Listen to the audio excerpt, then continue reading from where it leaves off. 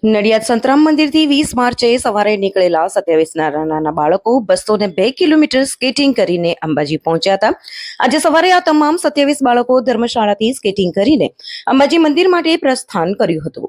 ત્યારે 51 શક્તિપીઠ સર્કલ ઉપર તમામ બાળકોએ સુંદર પ્રદર્શન કર્યું હતું। અંબાજી મંદિરમાં તમામ બાળકો સ્કેટિંગના અલગ અલગ પરફોર્મન્સ કરીને આ બધાને પોતાની કલાનો પરચો આપ્યો હતો।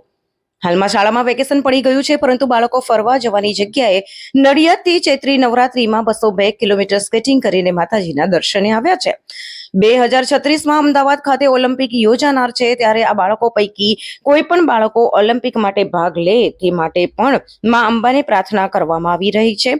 4.5 વર્ષથી 15 વર્ષ સુધીના નાના છોકરા છોકરીઓ માતાજીના સ્મરણ કરતા કરતા અંબાજી મંદિરમાં દર્શન કરીને માનતા પૂરી કરે છે।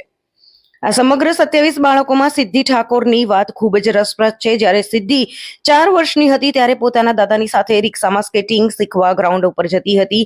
5 વર્ષની ઉંમરે સિદ્ધિ થાઈલેન્ડ ખાતે સ્પર્ધામાં ભાગ લેવા જવાની હતી। તેના એક દિવસ પહેલા તેના દાદાનું મૃત્યુ થયું હતું। તેના પરિવારે ભારે હૈયે તેને થાઈલેન્ડ મોકલી હતી અને હિંમત સાથે રમવાનું કહ્યું હતું। આ તરફ તેના દાદાની ડેડ બોડી પણ 3 દિવસ સુધી કોલ્ડ સ્ટોરેજમાં રાખવામાં આવી હતી।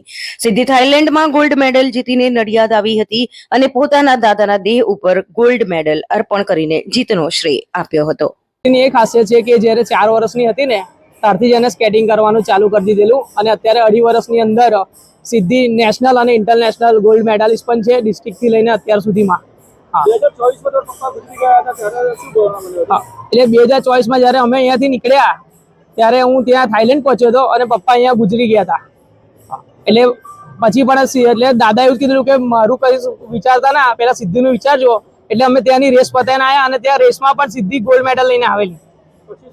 હા, પછી ગોલ્ડ મેડલ આવીને દાદાને અર્પણ કર્યા હતા અને પપ્પાને 3 દિવસ તો આપણે અહીંયા કોલ્ડ સ્ટોરેજમાં રાખ્યા હતા એના માટે, સિદ્ધિ માટે।